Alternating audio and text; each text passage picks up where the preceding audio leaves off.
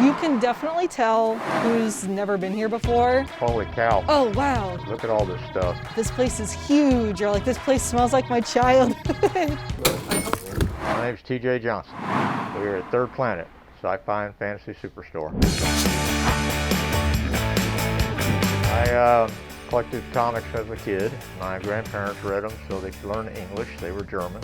And then I went off in the military and started collecting all the comics from the other troops because I read an article where comics were becoming very valuable. Got back in the States and the hobby just kind of got out of hand. So I got laid off in the oil business and I said, I'm just going to start doing this on the side, full time, because I've been doing it on the side. And that was 45 years ago and still at it. It's kind of like a little magical store because you don't know what to expect. I've been to a lot of comic book shops. This one is probably the coolest one I've been because this one just seems like one of those old-timey comic shops that you see in movies. We get the comments all the time. It's like going back into my closet when I was a kid. Just any kind of oddball toy that they never thought they'd see again, and they walk in and here they are. Third Planet, can I help you today? I have 528,000 unique items, and then I have multiples of those items between here and my warehouses. So over 500,000. September 23rd, 1975. To be in business for 45 years, you gotta like what you're doing. And that really perpetuates the longevity of the store. Is you've got all this fantastic word of mouth that he's cultivated. We were really amazed by how much stuff they have. I feel like we have a little bit of everything for everybody.